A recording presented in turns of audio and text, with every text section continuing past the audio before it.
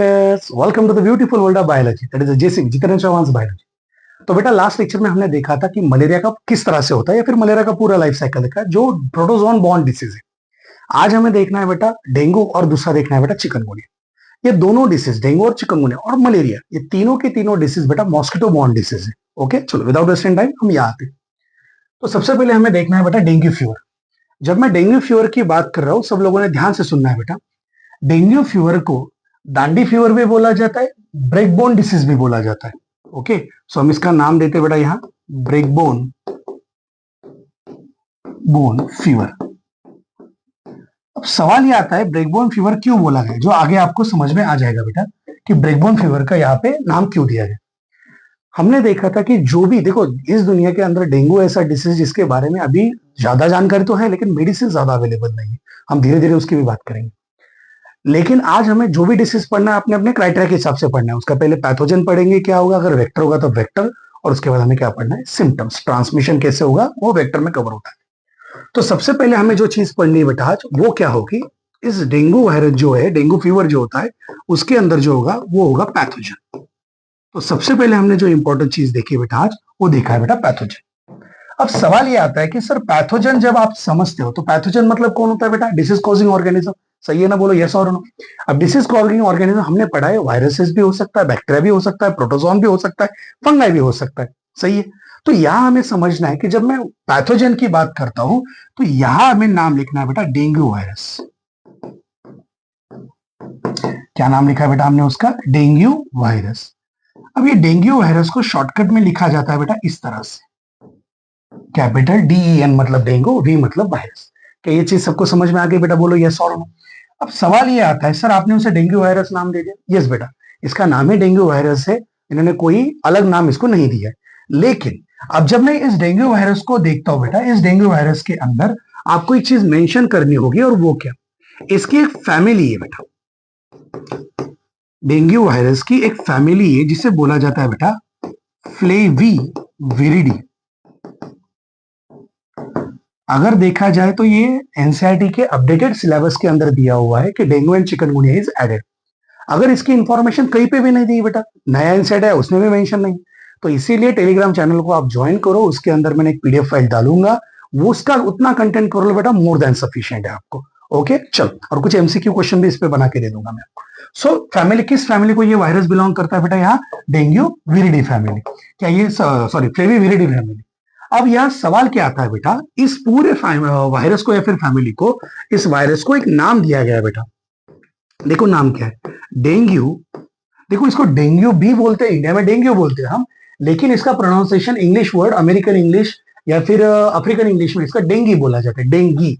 We are Indians, we call it as what बेटा, dengue. Okay चलो, so इसे बोला जाता है बेटा डेंगू वायरस कॉम्प्लेक्स। क्या ये चीज सबको समझ में आ गई बेटा, बोलो पहले यस और नो। जब डेंगू वायरस कॉम्प्लेक्स इसे बोला जाता है तो इसको भी शॉर्टकट में नाम लिखा जाता है बेटा यही DNA। तो कॉम्प्लेक्स क्यों बोला गया, ध्यान रखना है, इसके कुछ अपने को स्पीसीज मिले ऐसा समझो आप, कोई गलत नहीं होगा। डेंगू वायरस 1, क्या नाम है बेटा उसका, डेंगू वायरस 1। दूसरे का नाम क्या है बेटा, डेंगू वायरस 2। तीसरे का नाम क्या है बेटा, डेंगू वायरस 3। और फोर्थ का नंबर है बेटा यहाँ डेंगू वायरस 4। जैसे हमने प्लांट्स में देखा है बेटा कि स्पीसीज होता है, जैसे एजा डायरेक्टा इंडिका, इंडिका क्या होगी बेटा, स्पीसीज होगी। वायरस के यहाँ पे बेटा, वायरस और बैक्टीरिया के यहाँ पे सीरोटाइप बोला जाता है। तो यहाँ कितने टाइप्स के डेंगू वायरस है ऐसा मान के चलो, कितने टाइप के डेंगू वायरस है बेटा, 4 टाइप के। पहले का नाम dengue 1, that is DNV1, DNV2, DNV3, DNV4। समझ में आया बेटा सबको। तो इसके 4 टाइप्स अपने पास अवेलेबल है और इसीलिए इस पूरे फैमिली को या फिर इस पूरे ग्रुप को क्या नाम दिया गया बेटा, कॉम्प्लेक्स। क्या ये चीज सबको समझ में आ गई बेटा, पहले बोलो यस और नो। अब सवाल थोड़ा सा बेटा आउट ऑफ बॉक्स में जाते हैं। अभी फिलहाल ऐसा है बेटा कि डेंगू 1 वायरस का अगर इन्फेक्शन आपको रिपोर्टेड होता है, अगर डॉक्टर्स आपको चेक करते हैं तो उसमें आपको समझ में आता है कि यू आर सफरिंग और you are infected by the DNV virus first, तो आप तुरंत अच्छे हो सकते हो। ओके उसका रेमेडीज वगैरह अच्छा है, उसका मेडिसिन हल्के से आप उसको ठीक हो सकते हो जल्दी। लेकिन अगर 2, 3, 4 में से इन्फेक्शन होता है तो ये लंबा आपको क्या होगा बेटा, इन्फेक्शन कॉज करेगा। चलो मेडिकल साइंस में ज्यादा नहीं जाते, आगे जाते बेटा। अब यहां हमने देखा, चलो हमें पता चल गया वायरस कैसा है। अब यहाँ एक चीज और मैं आपको बताऊंगा, आपके सिलेबस के अंदर जितने भी वायरस आपको डिसीज के लिए दिए गए सारे आरएनए वायरस है बेटा, रेट्रो वायरस बोलो कोई प्रॉब्लम नहीं आएगा। सो सारे क्या है बेटा यहाँ पे आरएनए वायरस है, समझ में आ गया। चलो यहाँ आ जाओ बेटा। इसके बाद हमें देखना है बेटा इसका स्प्रेड किससे होगा, मतलब ट्रांसमिशन हमें समझना है। तो बेटा जब मैं स्प्रेड की बात कर रहा हूं तो स्प्रेड हमेशा किसकी तरफ से होगा बेटा, डेंगू यहाँ पे बोला है, तो that is called as mosquito. Mosquito में भी मेल होगा या फीमेल होगा, मैंने क्या बताया बेटा आपको, फीमेल। अब इसको ब्रॉडली ध्यान में रखो, आपके सिलेबस के अंदर का हर डिसीज जो मॉस्किटो से फैलेगा, ध्यान से सुननेगा मेरी बात को, अगर आपके सिलेबस में जो भी डिसीज जैसे मलेरिया हो गया, डेंगू हो गया, चिकनगुनिया हो गया, इन तीनों के अंदर तीनों के डिसीज में जो भी वेक्टर है स्प्रेड करने वाला मॉस्किटो जो होगा वो ऑलवेज फीमेल होगी। वो ऑलवेज कौन होगी बेटा, फीमेल। ध्यान रखना है, मैंने इसका आपका ब्रॉड एक्सप्लेनेशन लास्ट लेक्चर में भी दिया था कि मेल जो होते हैं न्यूट्रिशन के लिए फीड करेंगे प्लांट सैप के ऊपर, इसीलिए उसे बोला जाता है बेटा दे आर वेजिटेरियन। ओके, अपनी लैंग्वेज में समझने के लिए। लेकिन फीमेल मॉस्किटो वो कोई भी स्पीसीज को बिलोंग करो तो वो कहां फीड करती है बेटा, ब्लड के ऊपर। उसका न्यूट्रिशन कहां से मिलता है, उसे ब्लड से मिलता है। इसीलिए क्या होता है बेटा कि वो डिसीज को कैरी करती है, स्प्रेड करती है, ट्रांसमिशन करती है। तो फीमेल मॉस्किटो ही आपको क्या करेगी बेटा, स्प्रेड करेगी। समझ में आया बेटा सबको। चलो अब यहां जब मैं फीमेल मॉस्किटो की बात कर रहा हूं बेटा, तो फीमेल मॉस्किटो में हमें समझना होगा कि कौन से फीमेल मॉस्किटो यहां रिस्पॉन्सिबल है। तो यहां उसको मैंने नाम दे दिया बेटा वेक्टर। क्या नाम लिखा है बेटा हमने यहाँ पे, वेक्टर। समझ में आ गया बेटा सबको, बोलो यहाँ पे यस और नो। तो वेक्टर का नाम है सबसे पहले बेटा एडिस। क्या जीनस होगा बेटा, एडिस। और दूसरे का नाम है बेटा यहाँ इजिप्टिस। एडिस इजिप्टिस। समझ में आया बेटा, मैं बाद में आपको सारी चीजें एक्सप्लेन करता हूं। अब चीजों को समझो बेटा, मैंने लास्ट में पीपीटी भी दिखाऊंगा बेटा तो उसमें और अच्छे से क्लियर हो जाएगा। ऐसा मान के चलो ये मेजर फैक्टर इन्वॉल्व करता है। मतलब क्या, हमने देखा था एनाफिलस मॉस्किटो जो थी वो मलेरिया को कॉज करती थी, मलेरिया को वेक्टर की मलेरिया का वेक्टर कौन था, एनाफिलस मॉस्किटो जो आज से को स्प्रेड करती थी। लेकिन अब यहां मैंने देखा कि डेंगू वायरस जो था, डेंगू फीवर जो होता है वो किस वेक्टर की वजह से होगा, एडिस इजिप्टिस। समझ में आया बेटा। और यहां पे एक और नाम ध्यान में रखना है, सेम जीनस एडिस अल्बो अल्बोपिक्टस। इसको आप बोलोगे बेटा माइनर। आप बोलोगे सर इसे माइनर क्यों बोला गया, बेटा मैं बार बार बोल रहा हूं मेजॉरिटी ये दोनों स्पीसीज सेम दिखते हैं बेटा, अगर मैं पीपीटी में दिखाऊंगा दोनों एक जैसे दिखती है। ओके, लेकिन जब आप क्या करते हो बेटा, देखते हो सबसे ज्यादा डेंगू फीवर होगा वो किसकी वजह से होगा, एडिस इजिप्टिस की वजह से होगा। और दूसरी इंपॉर्टेंट चीज एडिस अल्बोपिक्टस ये माइनर है, मतलब कई जगह पे इससे भी होता है। समझ में आ गया बेटा सबको, बोलो यस और नो। अब थोड़ा सा हम क्या करेंगे बेटा, इसे और समझने के लिए मैं यहाँ एक नोट लिख के देता हूं बेटा आपको। अब मैंने नोट क्यों लिखा है, ध्यान से सुनना है। नोट की जगह पे क्या है बेटा कि ये जो आपका एडिस इजिप्टिस है, मैं नाम लिख देता हूं बेटा आपको, एडिस इजिप्टिस।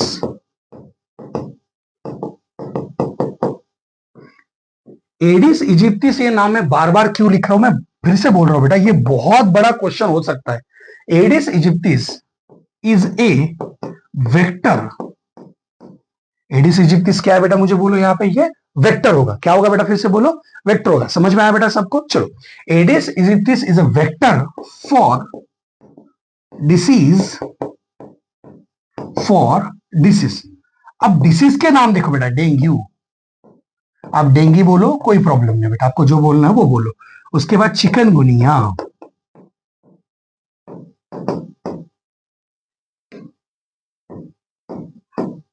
डेंगू के बाद चिकनगुनिया, और नेक्स्ट बेटा जीका वायरस। अब ये सिलेबस में नहीं है लेकिन आप थोड़ा सा ट्रेंडिंग में बेटा ये तो उसकी तरह। चलो, ट्रेंडिंग सॉन्ग तो आपने सुना होगा बेटा। हाँ, चलो, तो ये आपका शायद नीट का क्वेश्चन होगा।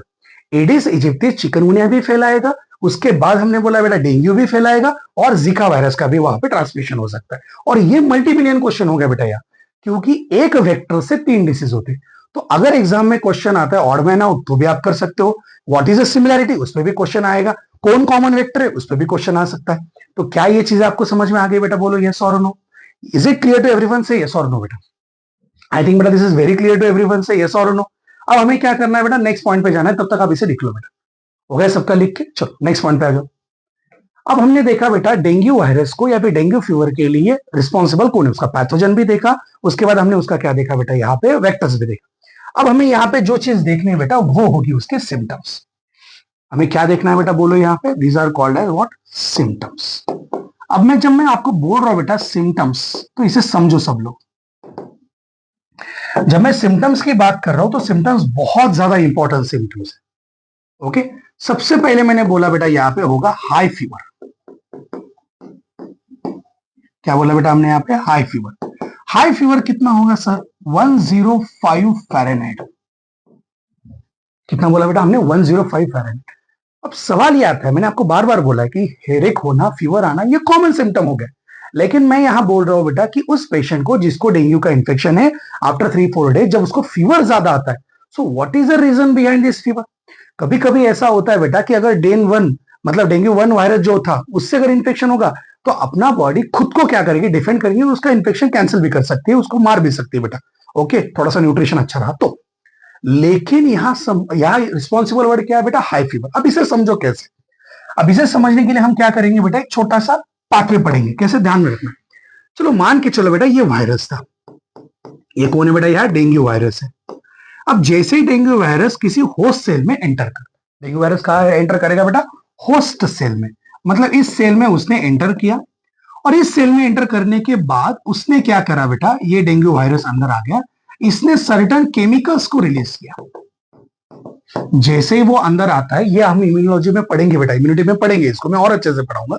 तो जैसे ही वायरस अंदर आता है, सेल के अंदर से कुछ केमिकल्स को रिलीज करता है, जनरली उसे नाम दिया जाता है बेटा पायरोजेन।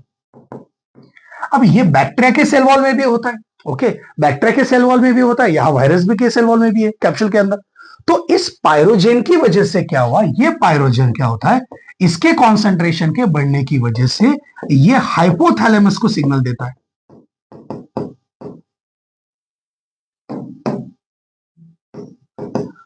अब हाइपोथैलेमस, पिट्यूटरी ग्लैंड वगैरह ये मैं केमिकल कोऑर्डिनेशन में आपको कवर करके दूंगा बेटा। ओके चलो, तो हमने बोला पायरोजन का कॉन्सेंट्रेशन बढ़ गया, हाइपोथैलेमस को सिग्नल आया, और हाइपोथैलेमस के सिग्नल की वजह से यहां पे आया बेटा high fever.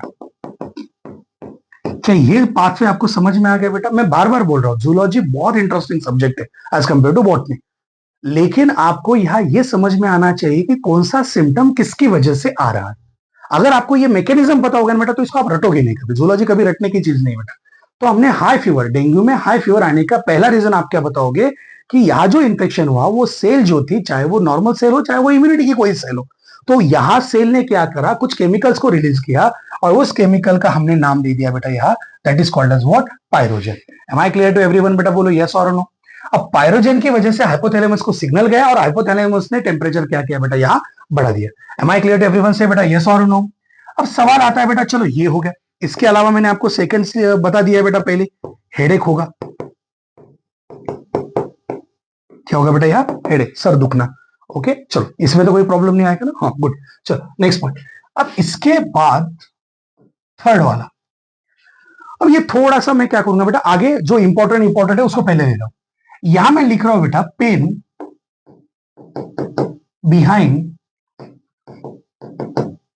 Behind eyeball. Okay, आंखों के पीछे पेन होना, मैं इसको भी एक्सप्लेन करूंगा बेटा। इसको मेडिकल साइंस में एक वर्ड है, रेट्रो ऑर्बिटल पेन। चलो इसे पढ़ते बेटा। अब रेट्रो ऑर्बिटल पेन असल में क्या बताता है, डेंगू में सबसे पहला लक्षण जो दिखता है बेटा, ये एक है, दूसरा प्लेटलेट्स कम होना और रैशेस आना, मैं दोनों एक्सप्लेन करूंगा। और लेकिन उस पर्सन में जिसको डेंगू हुआ है, उसकी आंखों के पीछे दर्द होना शुरू होता है, और ये एक असल में अच्छा लक्षण माना जाता है डेंगू को आइडेंटिफाई करने के लिए, आंखों के पीछे दर्द हो रहा है। लेकिन ये क्यों होता है, चलो इसे समझते। मान के चलो बेटा कि यहां पे मैंने क्या निकाला, एक ब्लड वेन्स निकाला बेटा। ओके चलो, समझ में आ गया सबको। हाँ, अब क्या होता है कि जैसे ही इंफेक्शन, ये ब्रेन का है बेटा, ब्रेन के अंदर कहां प्रेजेंट होगी बेटा, ये ब्रेन के अंदर। ओके सो अब हमने देखा कि जैसे वायरस का इंफेक्शन हो रहा है, और उस इंफेक्शन की वजह से, ये इंफेक्शन वायरस का है बेटा, थोड़ा रेड रेड स्पॉट दिखा रहा हूं, उस इंफेक्शन की वजह से क्या हुआ बेटा, ये जो वेसल का वॉल था, ये वॉल देखो बेटा, ये थोड़ा सा थिक हो गया। तो इसको थिक बोलने से अच्छा मैं बोल रहा हूं बेटा यार स्वेलिंग, स्वेलिंग इन वेन्स। तो ब्लड फ्लो करने वाले वेन्स के अंदर, वेसल्स के अंदर क्या होगा बेटा, स्वेलिंग हो गया। स्वेलिंग मतलब क्या, फूग गई बेटा। और फूगने की वजह से, स्वेलिंग होने की वजह से क्या हो गया बेटा, इसके नीचे ध्यान रखना है बेटा यार, इसके नीचे कुछ न्यूरॉन्स थी। दीज आर व्हाट बेटा, न्यूरॉन्स, न्यूरॉन्स थी। अब ये न्यूरॉन्स बेसिकली किसकी होती है बेटा, आईज की होती है। बेसिकली बहुत बार कॉमनली देखा जाता है इसीलिए। अब क्या हुआ इसके अंदर, जब इनके अंदर स्वेलिंग हुई, स्वेलिंग की वजह से इन न्यूरॉन्स के ऊपर प्रेशर आया, और प्रेशर आने की वजह से क्या हुआ बेटा, आंखों के पीछे दर्द होना शुरू हुआ। सो हमने बोला swelling in veins. Okay, so swelling causes, swelling causes pressure, swelling causes pressure on neurons, और इसीलिए क्या होगा बेटा, यहां पेन होगा। चलो ज्यादा डिटेल में नहीं जा रहा हूं, लेकिन जो जरूरी है बेटा वो पढ़ा रहा हूं मैं। समझ में आया सबको, बोलो बेटा यस और नो। अगर ये चीजें एनसीईआरटी में दी होती तो शायद हम बहुत कम पढ़ते, लेकिन एनसीईआरटी में जो भी चीजें हुई, अभी जैसे आय हमें बेटा न्यूरल चैप्टर में भी है, वहां पढ़ेंगे तो और मैं एक्सप्लेन करूंगा शायद। तो लेकिन जो आपको दिया हुआ है उसको थोड़ा थोड़ा अच्छे तरीके से पढ़ो, ताकि ये लंबे समय तक आपको क्या होगा, याद होगा। चैनल को लाइक करो, सब्सक्राइब करो, शेयर भी करो, टेलीग्राम चैनल ज्वाइन करो। कुछ प्रॉब्लम है टेलीग्राम पे मैसेज करो या फिर इंस्टाग्राम पे करो, आपको जहां करना है करो, लेकिन पढ़ो। ओके चलो, यार एनसीईआरटी पढ़ना, बाकी कुछ नहीं पढ़ना। क्या थर्ड सिम्टम आपको क्लियर हो गया बेटा, बोलो यहाँ पे यस और नो। अब थर्ड के बाद हम आते हैं बेटा फोर्थ सिग्नल, फोर्थ सिम्टम पे। अब मैंने आपको पहला बोला था बेटा हाई फीवर, उसके बाद हेडेक बोला, उसके बाद क्या बोला, पेन बिहाइंड द आई। अब यहां मैंने आपको दिखा बेटा कि lower, low platelet count, platelet count कम होना। अब ये ऐसा देखा गया है बेटा कि ये बहुत जबरदस्त सिम्टम है। मैंने आपको आगे जाके एक फोटोज भी डाला है। इजीली ऐसा होता है कि बेटा 1.5 लाख, मतलब 1.5 लाख से नीचे अगर होता है तो वो बहुत सीवियर, मतलब डेंगू के लक्षण शुरू हो जाते हैं। कभी कभी तो 20,000, 30,000, 40,000 इतने ही बचते हैं। और प्लेटलेट क्या है बेटा, अगेन डिफेंस मैकेनिज्म में आ जाता है। तो यह होता कैसे ही, अब यह समझने के लिए हमने क्या करा बेटा, यहाँ पे एक बोन निकाला।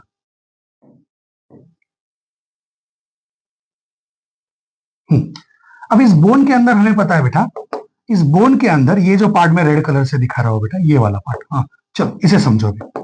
ये रेड वाला पार्ट मतलब कौन है बेटा, ये बोन मैरो है। कौन है बेटा, ये बोन मैरो। जब वायरस का इंफेक्शन जब होता है, वो बोन मैरो में इंफेक्शन होता है। कहां इंफेक्शन होता है, बोन मैरो। और इस बोन मैरो के अंदर इंफेक्शन होने की वजह से, बोन मैरो के अंदर क्या हुआ बेटा, इंफेक्शन हुआ। बोन मैरो के अंदर इंफेक्शन होने की वजह से, या फिर इम्यूनिटी के सेल के अंदर इंफेक्शन होने की वजह से, ये जो प्लेटलेट बनने वाला था वो कम हो गया। बराबर है बेटा, तो यहां ब्लड का भी कम हो जाएगा। समझ में आया बेटा, यहाँ पे ब्लड का काउंट भी कम होता है, आरबीसी का काउंट भी कम होगा, उसके साथ प्लेटलेट्स का काउंट बहुत ज्यादा कम हो जाता है। और इसी वजह से क्या होता है, उस पेशेंट के अंदर प्लेटलेट कम होगा। क्यों, क्योंकि इन्फेक्शन कहां हो रहा है बेटा, ये बोन मैरो के अंदर हो रहा है। क्या ये चीज सबको समझ में आ गई बेटा, बोलो पहले यस और no. Is it clear to everyone, से यस और नो। चल गुड, नेक्स्ट पॉइंट पे आ जाओ बेटा सब लोग। अब हमने देखा high fever, headache, pain behind the eye, low platelet count. अब इसके अलावा जो मेन रीजन यहां बचता है बेटा, fifth one, that is a rashes on skin, rash on skin. अब इसे समझते हैं। इस सिम्टम के अंदर जब मैं रैश ऑन स्किन बोल रहा हूं तो इसका मतलब असल में होता क्या, यहां हम बात करेंगे बेटा एक सेल की जिसका नाम है एंडोथेलियल सेल। क्या नाम लिया बेटा हमने उस सेल का, एंडोथेलियल सेल। ध्यान से सुनिएगा, इन्फेक्शन जब एंडोथेलियल सेल के अंदर जाता है तो वहां जाके वो फिर से क्या करेगा, रप्चर करेगा। एंडोथेलियल सेल को क्या करेगा बेटा, वो रप्चर करेगा। इस इन्फेक्शन की वजह से एंडोथेलियल सेल क्या होगी बेटा, यहां पे बोलो रप्चर होंगी। बराबर है, रप्चर होने की वजह से क्या होगा, खून बहना शुरू हो जाएगा बेटा। बराबर है कि नहीं, वेन्स की जो एंडोथेलियल सेल होंगी उसका रप्चर होगा, रप्चर होने के बाद ब्लड का क्या होगा, लॉस होगा। या फिर हम बोलेंगे बेटा यहाँ वो रप्चर, वेसल्स की, वेन्स की एंडोथेलियल सेल रप्चर हो गई, उसके वजह से क्या हुआ, ब्लड जो था ये ब्लड लॉस होना शुरू हो गया। और उसकी वजह से क्या हुआ बेटा, ये रैशेस आने शुरू हो गए।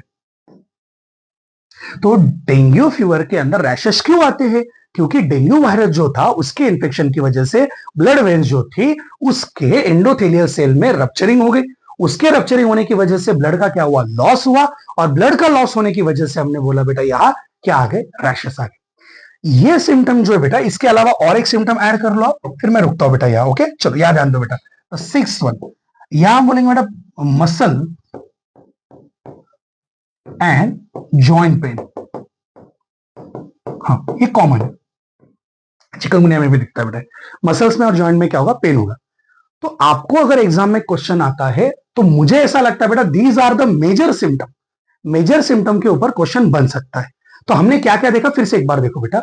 हमने कहा है बेटा सिम्टम में हाई फीवर क्यों होगा, क्योंकि वायरस से इंफेक्टेड हुआ है तो उस सेल से क्या निकला बेटा, केमिकल निकला, उसका नाम क्या है बेटा, पायरोजन है। ये पायरोजन हो गया, उसकी वजह से क्या होगा, हाइपोथैलेमस को एक सिग्नल गया और उसकी वजह से फीवर आना शुरू हो गया। नेक्स्ट हेडेक आएगा। उसके अलावा हमने क्या बोला बेटा, pain behind the eye, retro orbital pain. वहां ब्रेन के अंदर की वेन स्वेलिंग होने की वजह से उसके नीचे जो न्यूरॉन थे वो दबना शुरू हो गए प्रेशर की वजह से, और मेजोरिटी वो कहा कि पेन है बेटा आई लिड्स के पीछे वाली, तो इसीलिए वहां पे आई बॉल्स के पीछे वाली है, तो वहां पे पेन आना शुरू हो गया।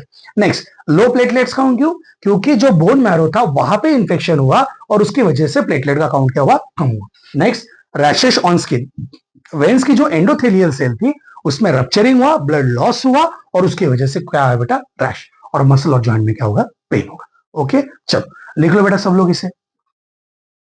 चलो बेटा अब जो भी थ्योरेटिकल पार्ट हमने देखा है उसको हमें क्या करना है, that is called as what, PPT के थ्रू देखना है हमें। ओके चलो यहां शुरू कर।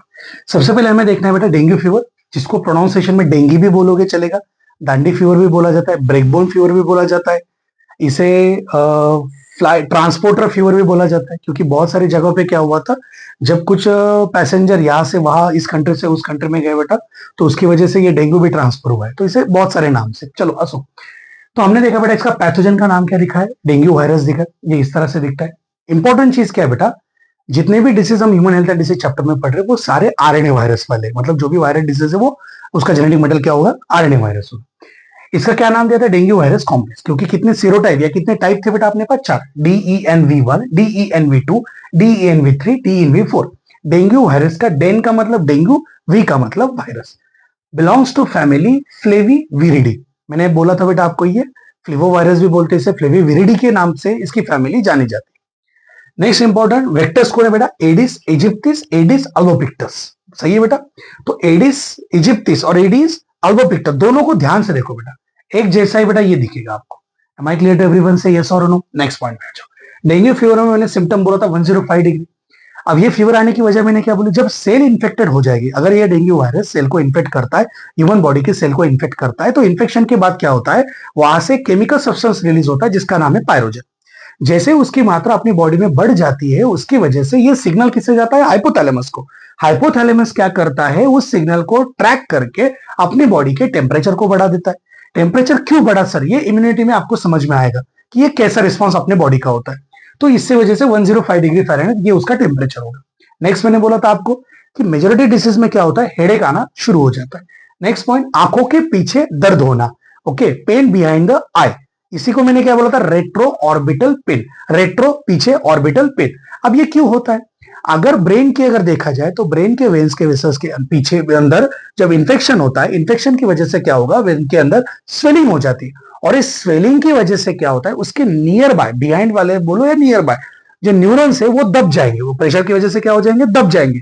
और मेजोरिटी ऑफ वेन जो होती है वो बेटा कहाँ की होती है, आंखों के पीछे वाली होती है, इसीलिए आंखों के पीछे क्या होता है बेटा, दर्द होना शुरू होता है। नेक्स्ट मसल पेन होगा, ओके। नेक्स्ट जॉइंट पेन्स होगा। जॉइंट पेन के अलावा मैंने आपको बताया था बेटा रैशेस होना, वेन्स के हमने बोला एंडोथेलियल सेल जो थी उस सेल के अंदर रप्चरिंग हुआ, उसकी वजह से ब्लड लॉस होना शुरू हुआ और उसकी वजह से क्या हुआ बेटा, ये ऐसे रैशेस आना शुरू हुआ। क्या आपको डेंगू फीवर समझ में आ गया बेटा, सबको बोलो यस और नो। अब नेक्स्ट पॉइंट पे आ जाओ, समझ में आया ना बेटा। चलो अब मैंने आपको बताया था बेटा प्लेटलेट्स कम होना, प्लेटलेट्स कम होना में अगर ये नॉर्मल डायग्राम है 1,50,000 टू 4,50,000 ये नॉर्मल रेंज होगा। अगर इंफेक्शन हुआ तो लेस देन 140 मतलब 1,40,000 इतना आ सकता है। अब यहाँ आपको रेड कलर से जो दिख रहा है बेटा वो रेड ब्लड सेल्स है, ये आर्टरी है, और इसमें व्हाइट कलर की क्या है बेटा, प्लेटलेट्स है। ये नॉर्मल फिगर है। अगर मैं देखता हूं बेटा यहाँ कि अगर किसी पर्सन को प्लेटलेट काउंट कम हो रहा है या बोन के अंदर, बोन मैरो के अंदर इन्फेक्शन होने की वजह से यहाँ पे वो उनका काउंट कम हो रहा है, तो आप देख सकते हो बेटा ब्लड फ्लो के अंदर प्लेटलेट्स कितनी कम हो गई। समझ में आया सबको? बोलो यस और नो। चलो नेक्स्ट पॉइंट। अब हमें क्या पढ़ना है बेटा? That is called as what? Chikungunya. Again chikungunya कैसा है बेटा डिसीज? ये एडिस इजिप्टिस, एडिस अल्बोपिक्टस, मतलब अगेन ये क्या हो गया बेटा अपना? It is a what? It is a virus disease, लेकिन ये मॉस्किटो से ट्रांसफर हुआ है। समझा? मलेरिया भी क्या है? मॉस्किटो बॉर्न है, मॉस्किटो से हुआ है, मॉस्किटो बॉर्न नहीं, सॉरी, मॉस्किटो स्प्रेड होगा, ट्रांसमिशन होगा। उसके बाद डेंगू भी मॉस्किटो ट्रांसमिशन है, और चिकनगुनिया भी क्या है बेटा? Mosquito transmission. उसके अलावा एडिस इजिप्टिस, एडिस अल्बोपिक्टस जो है, उन्होंने डेंगू को भी ट्रांसफर किया है, उन्होंने चिकनगुनिया भी किया है, और उन्होंने जिका वायरस को भी किया है। Am I clear? चलो, पैथोजन वायरस दिखा बेटा सबका, चिकनगुनिया वायरस, CHIK वायरस, ऐसा भी उसे बोला जाता है। बिलोंग्स टू फैमिली टोगोविरिडी, टोगाविरिडी ऐसा उसका नाम है। बहुत सारे सिम्टम एक जैसे बेटा, इसलिए मैं इसको डायरेक्ट यहाँ पे ले रहा हूँ, टोगोविरिडी। उसके बाद belong to the genus alpha virus, ये किस कैटेगरी में आता है? हमारे पास गवर्नमेंट का कोई भी इंफॉर्मेशन नहीं है, गवर्नमेंट ने किसी भी तरह का डेंगू चिकनगुनिया एंटी गवर्नमेंट ने इंफॉर्मेशन नहीं दिया, जैसे एलसीआईटी के अंदर नहीं प्रिंट आउट है। इसकी वजह से कंटेंट हम वही लेंगे बेटा जो ऑथेंटिक आपके लेवल पे होगा, समझ में, और जो आपको जरूरी होगा। नेक्स्ट वेक्टर समझ में आ गया बेटा? सिम्टम्स वही, टेम्परेचर आएगा, उसके बाद rashes, muscle pain, joint pain, headache. अब ये जो रैशेस है बेटा, ये एज कंपेयर टू डेंगू यहाँ पे क्या होंगे बेटा? कम होंगे। बहुत ज्यादा ये चीजें कॉमन है बेटा कि चिकनगुनिया होने के बाद, ट्रीटमेंट के बाद जब रिकवर हो जाता है पर्सन, उसके बाद भी मसल पेन और जॉइंट पेन होता है बेटा। काफ मसल में भी ज्यादा पेन होता है, ओके, लोअर बॉडी पार्ट में ज्यादा पेन होता है, उसमें जॉइंट और काफ मसल इन दोनों में भी पेन आपको नजर आता है। क्या ये चीज आपको समझ में आ गई बेटा? बोलो यस और नो। क्या सिम्टम में कोई चेंज हुआ बेटा? नहीं। क्या बोला मैंने आपको? फीवर आएगा, मसल पेन, हेडेक, रैशेस आएगा और जॉइंट पेन होगा। ये कॉमन सिम्टम्स ऑफ व्हाट बेटा? चिकनगुनिया। आई होप यहां तक आपको सबको समझ में आ गया होगा आज का लेक्चर। ओके, चलो, ऑल द बेस्ट, बाय।